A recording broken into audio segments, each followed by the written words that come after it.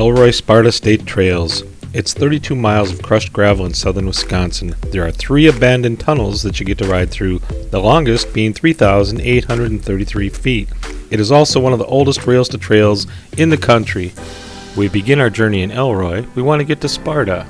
From there, we have 9 miles to the first tunnel and 3 more to get to ice cream, and another 17 miles to get to Sparta and supper. We'll have 3 tunnels to go through to enjoy, and once we get to Sparta, we'll get to explore and set up camp. Let's begin.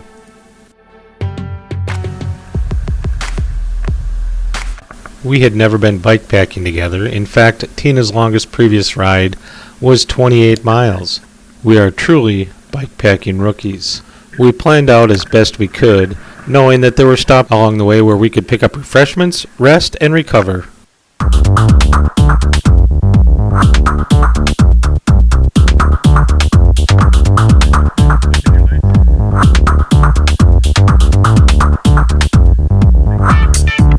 This is the first of 3 tunnels you'll get to go through. They're all dark, and they are longer than they seem, even though you can see the far end as you enter the beginning. You'll see a sign as you enter the tunnels saying to get off and walk your bikes through. However, they are rather long.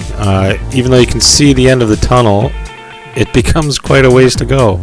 They're wet, damp, and dripping water, so we got on our bikes and rode.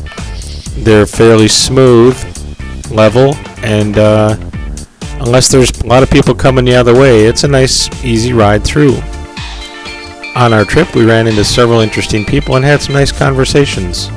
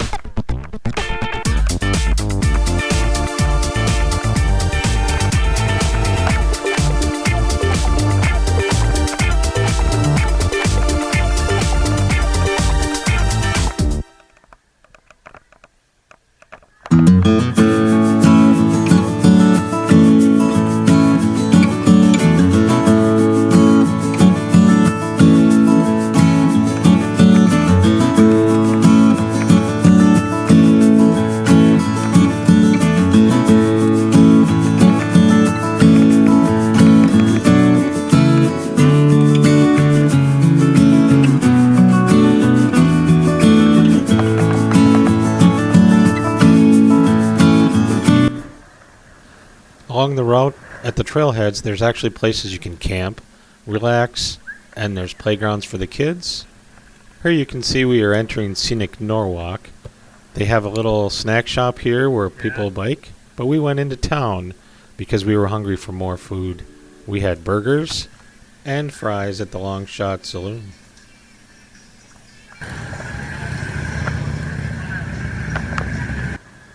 That's pretty cool.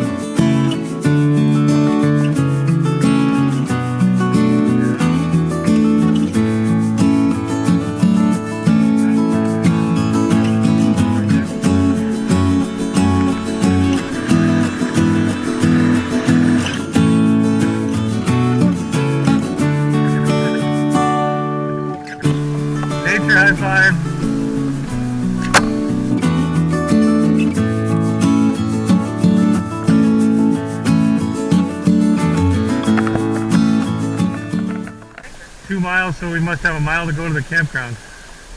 Or should I zoom ahead and check out, see if there's an open spot?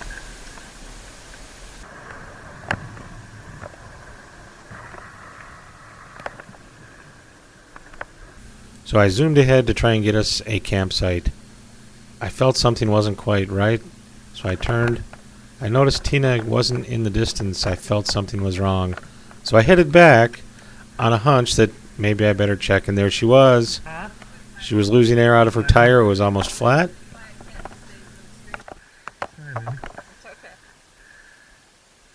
Repairs were made, and we proceeded and came across these beautiful rock formations, and I can't believe I didn't get up and climb on top of those. Only one car. Let's go find a spot and then we'll come back and pay.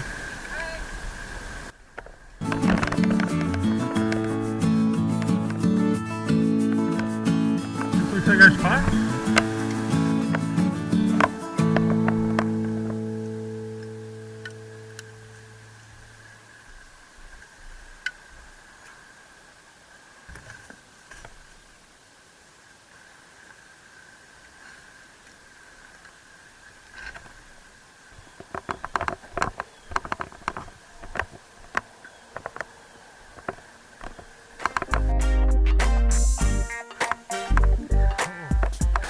Thing is so light.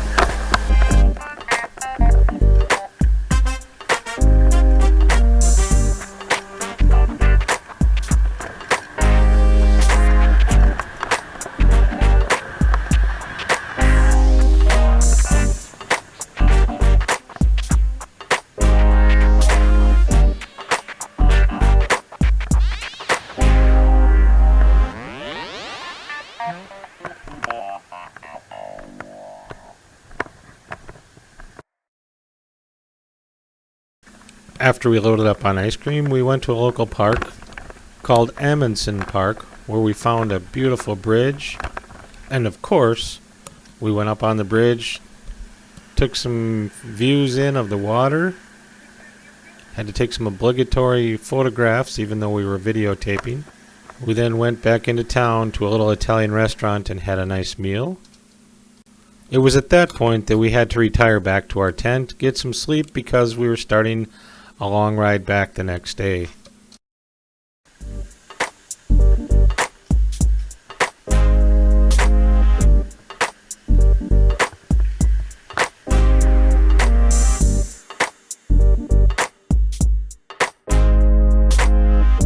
This one was completed in 1873.